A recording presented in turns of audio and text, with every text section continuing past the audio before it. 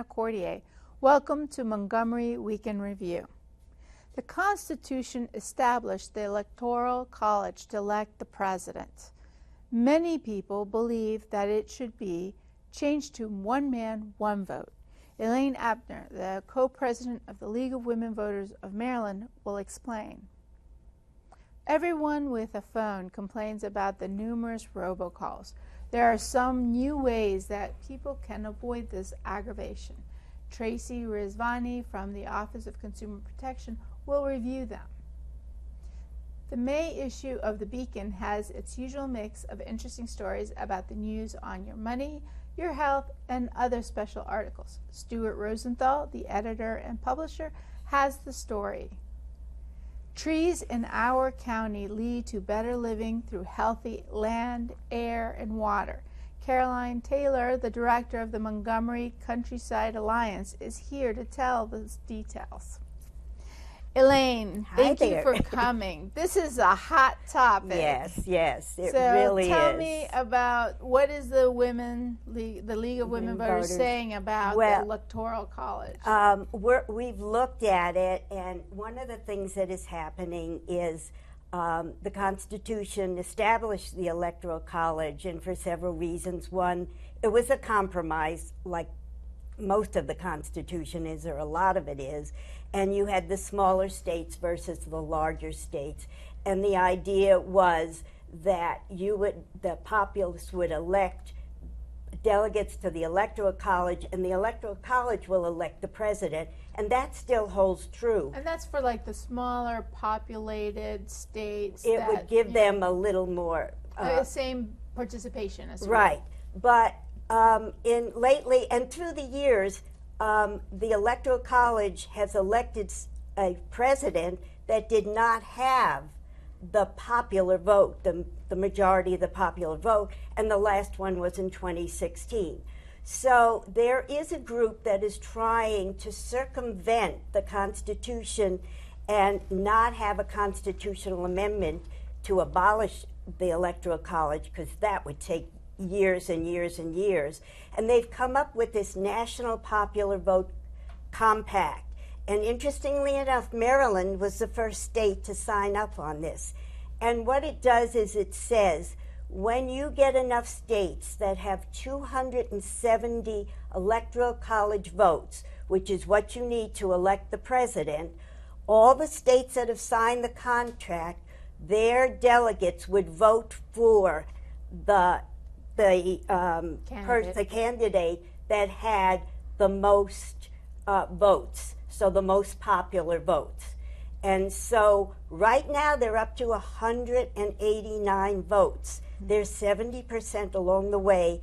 There are 14 states looking at it in their state legislatures. So this is something that could move along and move along fairly quickly, depending upon what happens. But is a way to circumvent doing a constitutional amendment to change the Constitution. Didn't the Founding Fathers make it difficult to change the Constitution on purpose? They didn't want things to be changed? Yes. So are we like it is failing to follow through with the whole idea? It is an interesting idea, but a few things I think have changed, and that is one of the ways, why they established these delegates and not direct popular vote was that they didn't feel that people knew the candidates. We didn't have this media and everything. Mm-hmm. So they felt you elect somebody that you think knows about the issues and everything, and that person is going to be free then to vote for whatever candidate they felt was the best candidate. So you were really directly electing somebody who then would use their own judgment to elect. And it has changed so now because of the media and everything. People feel that the voters are educated, and when I vote for George Wallace or somebody, that my vote should count right directly to him. Has opposition mounted to this effort so far? I have heard very little or no opposition at this point. No discussion of legal challenge. Yeah. The other thing is that in the Electoral College, and because it is not the delegate making the decision now, it's how the vote goes. 48 states out of 50, it's all or nothing. So in other words, a candidate can win by 51% of the votes, and all the delegates from that state would go to the winning candidate. So it really is not divided the way the actual states voted. It's an all or nothing. And that's the current system in a lot of states. That's the current system in 48 of the 50 states. So that is one of the problems. As well as I think there's no discretion. So even if a person who is part of the college wanted to go in a different direction, they don't have the discretion by state statute now. Would that be part of the new scheme as well, I would assume, because they have to force them to vote a certain way? Yeah, yeah. In the new scheme, they would vote the way the state voted. Whoever won the state election would. But we will watch it now because it's very interesting, because if they hit 270, states that add up to 270 Electoral College votes, all those states will go with the popular vote. They vote the popular vote of the country or of their state? Of the country. The country. That's what I was thinking. So they lose the whole state element to it. Wow. That's a really big change, and there's a reason why we didn't have that. Yes. California and New York, the two coasts are under control. Because right now it is by state. Yes, because It it gives is the by Midwest state. a chance to In other words, in Maryland, That's right. if the candidate wins 51% of the votes, all the Maryland delegates go to that candidate. Wow. But in the National Popular Vote Compact, it would go to the candidate that got the winning popular vote in the country. That's the last word on that topic, but I Okay. think that's something we're going to have to continue to talk about, because with the election coming up, I'm sure it's going to be a hot topic. All right, so consumer protection. I get these calls from all over the place, Slovenia, Denmark, wherever, and I don't know anyone over there. Yes, so these calls have definitely hijacked our phones. So to the point that we don't pick up our phones, which is actually not a bad way to go. There was a study done that said about 50% of the calls coming across your cell phones in 2019 will be robocalls. So, and just so you know, federal agencies define robocall differently. So there's not a unified definition. Well, what is for them generally a robocall? So for some agencies, a robocall means a pre-recorded call, and for some it means an auto dialer call. So as you can see, it could be completely different. Robocalls are not all illegal. You have an agreement in place with all of your credit card companies, your creditors, anyone you do business with. You probably have given away the right to be auto-dialed and get pre-recorded messages. The question is what do you do with all the scam callers that you're getting? And so the FCC, as of 2018, December of 2018, has given your providers the ability to block the spoofed calls. As you know, because of voice over IP, people in Mauritania or India or the Caribbean can pretend they're your neighbors or your Pepco or Washington Gas, and they can spoof their phone number so that it's now on your caller ID as if you're getting a call from next door. So the provider can now make it so that they are not allowing a call to go through if it's an unassigned phone number, if it's an invalid number, or if it's a non-existent area code. So that should cut down on the number of calls if your provider is participating. Now, how can you check? Say ID says Bank of America or Pepco, call me back. How can I check that that's a valid number to call back? Don't ever call the number on your caller ID. I mean, that's just a blanket rule. Call the number on the back of your card, on your account statement. Never call the number on your caller ID. The next step the FCC has taken is this shaken and stir. I call it the James Bond protocol. Basically, it's an acronym and it's really long, but it's a technology process where the providers are going to be validating the caller ID so that if the call is saying is coming from your neighbor, it's being validated that it's coming from your neighbor. Now, it doesn't say that that neighbor isn't trying to scam you. It doesn't say your neighbor is not a good person or a bad person. just that this is a valid number.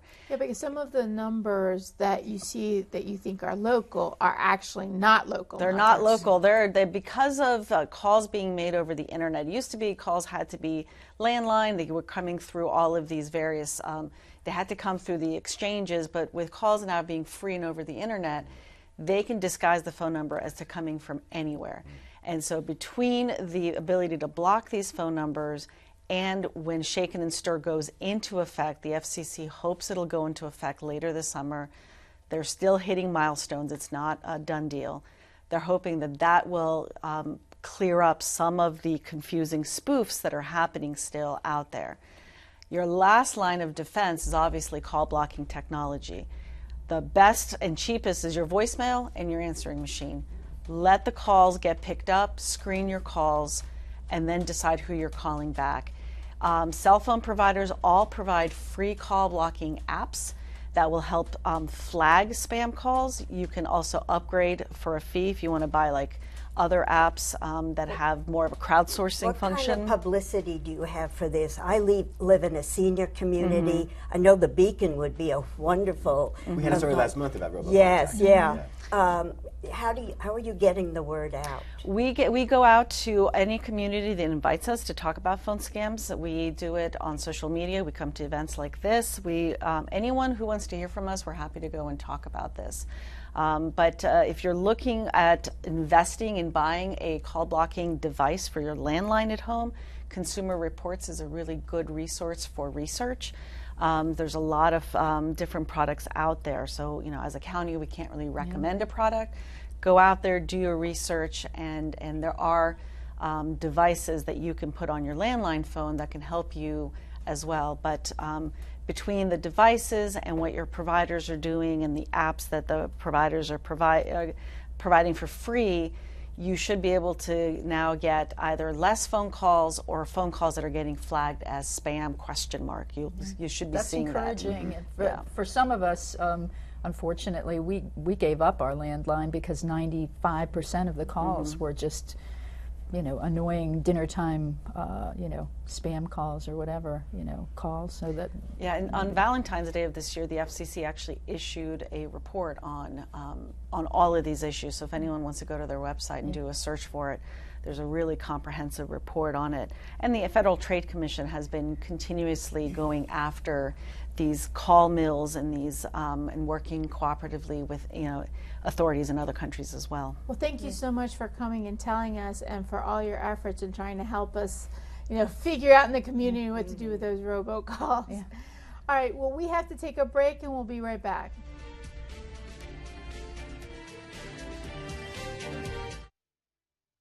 Bring out the action hero in you.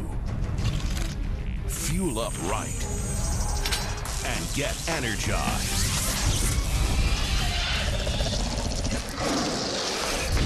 Be part of the greatest action movie ever. The first movie that puts you in the action. Show us how you train and eat like an action hero. Join in at actionheroalliance.com. The odds of the Big Easy winning the US Open twice? 1 in 1.2 billion. The odds of him having a child diagnosed with autism? 1 in 88. Ernie Els encourages you to learn the signs of autism. If you drive buzzed, it could cost you around $10,000. You'll face major legal fees, major fines, and steep insurance penalties. You could lose everything. Nothing kills a buzz like getting pulled over for buzz driving, because buzz driving is drunk driving. Mom, can I have a dollar? I think my purse is upstairs on the bed. It's not here. Check the dining room. No, the upstairs closet. Moms everywhere are finding ways to keep kids active and healthy. Get ideas, get involved, get going at letsmove.gov.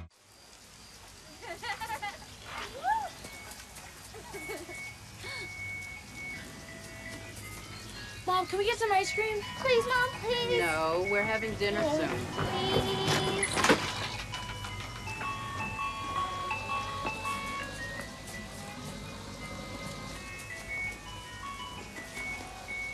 You don't have to be perfect to be a perfect parent. There are thousands of children in foster care who will take you just as you are.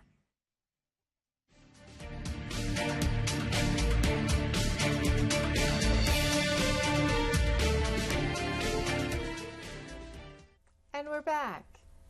Stuart, it's always a pleasure to have you. Thank you. Nice to be here. So are you going to give me another story about having to eat right and exercise? I've got something even better for you. Oh, no. I don't know if you're like me in this case. Is your memory not what it used to be? No, not at all. All right. So here's a story that's for you. A study was done recently. It was recently published. They took electrodes and placed them on the heads of young people in their 20s and people in their 60s and 70s. And first of all, they tested them to see what their working memory was like, how quickly they could remember things and respond and answer questions on a test kind of thing. And of course, they discovered that the older people were slower and didn't have as high a score as the younger people. Then they put these electrodes on the older folks, and for 25 minutes they have a mild electrical stimulation. And what it was trying to do is even out the communication between the prefrontal cortex and the temporal cortex, which apparently gets out of sync as we get older and has an impact, we think, on memory. So they used this to make them in sync again, and then they retested everybody. No difference between the 20-year-olds and the 70-year-olds. That's amazing. Yeah, and that lasted for at least an hour after the stimulation was over. Okay, so they don't know for how long after the hour That's it will when they last? stop testing, but presumably it continues not forever, but for a little bit of time. So I mean, I think there's got to be something in this for the future, our own little pocket electrodes or something. Let me zap myself. Yes. So are they external electrodes? This is like that. There's no surgical. It was a cap that just fit over your head. Dang. And yeah. All right. TENS machine for your head. Right, yeah, I'm thinking of a baseball cap that I'll just wear. And right. I'm buying stock. Right. That's what I want to have a part of. Right. Yeah. Well, but it's encouraging that there is something without medication or other stuff to encourage improvement of memory. Absolutely, right. So what are the other stories you have? Well, we have a story about the Medicare scam that was recently discussed. I mean, we were talking about scams earlier. This was a huge, more than $1 billion were lost by the Medicare over this. And just I want to discuss it because people are all we don't mean to be thieves, but people get calls and they say, do you have a bad wrist or a bad back or a bad knee? Would you like a free orthopedic brace? We can get one for you. And the person says, oh, okay, sure. Then they get passed to a call center, and the call center has a telemedicine doctor who's in on the scheme, prescribe you all kinds of things that you probably don't really need. And then the medical supply store started, 130 different medical supply companies around the world were involved in this scam. And they would ship you the thing, charge Medicare for it, and then give a kickback to the doctor and to the robocall people. And more than $1 billion of taxpayer money, it goes out the window like that. And it's very hard to retrieve. So I know sometimes people don't feel like they were truly victimized because they got the device and they didn't have to pay for it. But how does that negatively affect them? I'm glad you brought it up, because there are two ways really in which it does. For one thing, they now have their information in the hands of a scammer. So a scammer knows their Medicare number, they knows where they live and their phone number, all kinds of information about them. Don't think that's the last time you're going to get scammed. That information will be sold to other scammers, and you'll get either more calls, or they'll just go in and steal your identity. I mean, lots of things can happen to you once you get involved in these kinds of things. Do not give out your Medicare number over the phone to people who call you like this. And the good news is the whole thing was uncovered because a number of seniors who were getting these calls called the fraud alert hotline and said, I think there's something fishy about this. And they were absolutely right. So keep that in mind. And what's the second thing? That I'm sorry. Once they've gotten one of these devices, if they need one later on, they'll say, well, you just got one. You got one last year or 2 years ago. So you might not be able to get what you really do need down the road because you took something you didn't need now. So that's another reason not to play along with these kinds of things. Not to mention that now Medicare is $1 billion out solvency of money, of the and now the solvency of the program, Yeah. which we all have a stake in. Absolutely. Right? Yeah. So I heard there was a story about Alaska. Yeah, we have a wonderful travel. We have several travel stories, but this was fascinating to me. I have never been. I've always wanted to go. It's on my bucket list. But most people who go on these big cruise liners. You see the pictures of these huge ships, or they take one of the ferries, one of the Alaska State ferries that go through the Inside Passage and whatnot. This guy who wrote the story for us, he was a Beacon reader and a travel writer, took a yacht. It wasn't his own yacht, but there's a company that takes an 85-foot yacht, 4 passengers, plus the crew, and they can go into all these little nooks and crannies and coves and caves and whatnot, and they kayaked in the open lakes, and they went right up to the glaciers and saw them calving into the sea, and they had humpback whales riding along with. I mean, it was crazy. The story is amazing. Beautiful. Yeah. So it sounds like a very interesting way to go, and I think that was different for us to write a story like that. That's awesome. So if anyone wants to know more about any of these stories, they can check out the beacon this month. That's right. Awesome, awesome. Well, so trees. Trees. They are my favorite thing in the whole wide world. I have 4 huge pines in my backyard, and they're just, it's nice to have them. So tell us about. So, yeah, and I'm really glad to be here because trees have been my passion for years. But the Montgomery Countryside Alliance, in partnership with Montgomery County Planning, has launched a program called Relief the Reserve. And for your viewers, the Agricultural Open Space Reserve is about 100,000 acres of the county that does a lot for us already in terms of water quality, food and fiber production, lowering our tax obligations in terms of public services. But here's another place where the reserve can step up. We have a number of areas that are either not in development or in agriculture along stream corridors or monoculture lawns that have volunteered to have trees planted there. And we're using, in part, funds from something called fee in lieu. Does anyone know what the fee in lieu? No. When areas of the county are developed and the developer cannot plant on site and has chosen not to plant on an other satellite location, they pay into a fund. It's a tree bank, so to speak. And that fund has been growing, and the problem has been identifying properties in which to plant the trees. So we've stepped in to identify the properties and get the trees planted. We've launched our, I'm going to pull up a visual here. This is the program's logo here. Our goal is to contribute to the county's ambitious program or goal. By 2027, we are to have 80% carbon emission reduction. And so I'm going to stop you right there for half a second because I know there's a website that people can get the information about this. The program, yes, and it's mocoalliance.org, M-O-C-O alliance.org. Thank you for that. Yeah. But the county has set some goals. By 2030, we're to be 100% carbon neutral. Gotcha. To get there, it's going to take a number of different ways. Tree planting, the UN. Can the trees be on private property? Yes, or that's public? exactly right. The very first property we planted was a private farm, a 52-acre farm. We planted 2 acres, 202 trees, and one of which your viewers may be able to see somewhere in the background is a sycamore. So this was along the Little Monocacy River. So we are, and the program utilizes students from our high schools to get student service learning hours to help plant and to help put the deer protection, because as you might guess, that's going to be a challenge. Planting the trees is one thing, keeping them safe from deer damage and invasive damage, it's going to be a big. So this is only in the reserve? It's not in other parts of the county? Well, I should make it clear, on our website you will see other county programs. Shades of Green is one of them. So in the more urban areas of the county, planning and the state have programs where you can get free trees or you can get certificates to buy trees at a diminished amount. But the major planting that we're doing will be in the reserve. That's where most of the acreage will be available to do this. The UN has set an ambitious goal for us globally. That's 1 trillion trees planted. And we can, every day, we hear something else about climate crisis that makes us hang our head in despair. These types of programs give us a positive way forward. And, you know, who doesn't want to plant a tree? Yeah. I mean, you yourself said you adore your trees. I do, and they're so big, you know, they've grown since 1984, so they're very big. I couldn't replace them for if I tried. And so my concern is always, are they going to fall? Are they going to become sick? With Any all this concerns? rain, that's pretty challenging. Get a certified arborist to come in and look at your trees. For anyone who's watching the show, really tend to your trees. That's an obligation that we have. Trees are unpaid public servants, and they deserve our respect and our care.